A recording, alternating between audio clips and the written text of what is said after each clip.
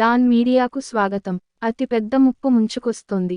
సంస్థలు స్పష్టంగా చెప్పేదేమిటంటే మనకు ఇంకా కేవలం 80 నుండి 100 పంటలు మాత్రమే మిగిలున్నాయని. అంటే దాదాపు 45 నుండి 50 సంవత్సరాలకు సరిపడే పంట భూమి మాత్రమే భూమిపై మిగిలుంది.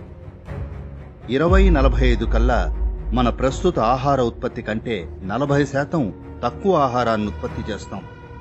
అప్పటికి మన జనాభా 930 కోట్లకు చేరుతుంది. ఆహార కొరత అనేది రానున్న 25 ఏళ్లలో ఊహించరాని పర్యవసానాలకు దారితీస్తుంది. ఈ ఆహార కొరత వల్ల ప్రపంచమంతటా అంతర్యుద్ధాలు చెలరేగుతాయి. మట్టి అంతరించిపోతోంది. ఇదే ప్రస్తుతం మనం ఎదుర్కొంటున్న సమస్య. మట్టి ఎందుకు అంతరిస్తోంది? అది ఎటుపోతోంది? మన మట్టికి ఏం జరుగుతోంది? మనం అర్థం చేసుకోవాల్సిందేమిటంటే, మీరు ఇసుకకు సేంద్రియ పదార్థాన్ని కలిపితే ఇసుక మన్నుగా మారుతుంది.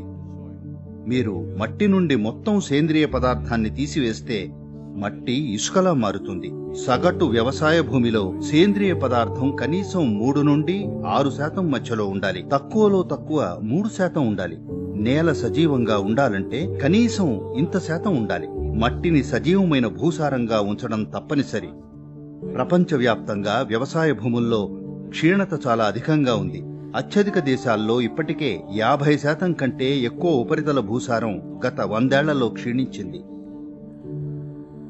పోషకాల స్థాయి గణనీయంగా తగ్గిపోయింది. ఇక ఆహారంలో లభించే సూక్ష్మ పోషకాల స్థాయిలు 20వ శతాబ్దపు మొదట్లో ఉన్నదాంతో పోలిస్తే ఇప్పుడు అదే ఆహారంలోని పోషకాల స్థాయి 90% పడిపోయింది. 1920లో మీకు ఒక నారింజ పండులో లభించే పోషకాలు ఇప్పుడు 2020లో పొందాలంటే మీరు 8 నారింజల్ని తినాల్సి ఉంటుంది. మనం మన ఆహారాన్ని ఇంత సారహీనంగా చేసుకున్నాం. Soil is the biggest ecosystem on the planet, and so few people know anything about it. 1 teaspoon of healthy soil probably contains more microbes than there are people on Earth. భూ ఉపరితలంలోని మొదటి 12 నుండి 15 అంగుళాల మేర ఉండే సూక్ష్మ జీవజాలమే మన మనుగడకు ఆధారం. మన పాదాల కింద ఉన్న ఈ ఇంద్రజాలమే మనల్ని జీవంగా తయారు చేసింది. ఈ 12 నుండి 15 అంగుళాల మేర ఉన్న మట్టి ఈ భూమిపై 87% జీవరాశికి ఆధారభూతం. అందులో మీరు నేను కూడా ఉన్నాం. We have to begin to recognize that what we call our soil, Mother Earth, is a living organism. ఆరుబయట నేలలు, తవ్వి వదిలేసిన భూములు సూర్యరశ్మికి లోను కావడం వల్ల సూక్ష్మ జీవజాలం నశించిపోతోంది. అందువల్ల దృష్టి వ్యవసాయం వైపు మళ్లాలి.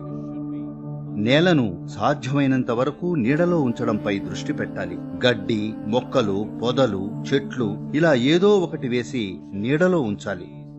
చైతన్యవంతమైన ప్రపంచం మట్టిని రక్షించే ఉద్యమాన్ని ప్రారంభిస్తోంది. మట్టిని పునరుత్పత్తి చేయడానికి ఒక విధానాల మార్పు తీసుకురావడానికి. ఇందులో భాగంగా నా వయసు 65. నేను 30,000 కిలోమీటర్లు ఒంటరిగా మోటార్ సైకిల్ ప్రయాణం చేయబోతున్నాను. 24 దేశాల మీద 30,000 కిలోమీటర్లు. పౌరుల మద్దతు సక్రియం చేయడానికి, దీర్ఘకాలిక పెట్టుబడులు గణించబడతాయని ప్రభుత్వాలకు భరోసా ఇవ్వడానికి.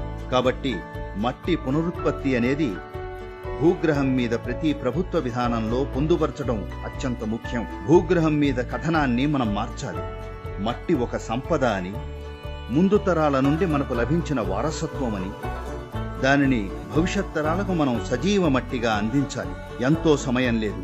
ఇప్పుడు మనం సరి అయిన పనులు చేస్తే రాబోయే 15-25 ఏళ్లలో ఈ పరిస్థితిని మనం గణనీయంగా మార్చి మట్టిని పునరుత్పత్తి చేయగలం.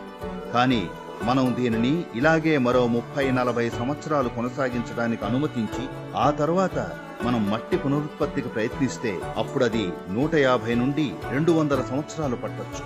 Then it could take 150 to 200 years. ఎందుకంటే అప్పటికి జీవ వైవిధ్యం అంతగా నష్టపోయి ఉండేది. మార్చి 21 నుంచి 100 రోజుల పాటు ప్రపంచం అంతా భూమిపై ఉన్న ప్రతి మనిషి మట్టి గురించి మాట్లాడాలి. మట్టి అనే పదాన్ని, మట్టిని రక్షించండి అని ప్రతి చోట మనం వినాలి. మన జీవితంలోని అత్యంత కీలక అంశమైన మట్టి వైపు భూగ్రహం మీద కథనం మారడాన్ని చూడాలి.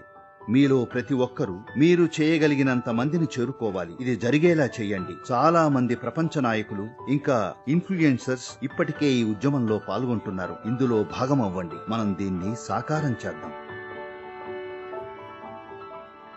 From my part, as much as I can contribute. We're going to save the soil. Do your part. And saving the soils. Our future, our children's future, and our planet's future depend on it. Save the soil. We know what we must do, so let's make it happen. Let's make it happen. Let's make it happen.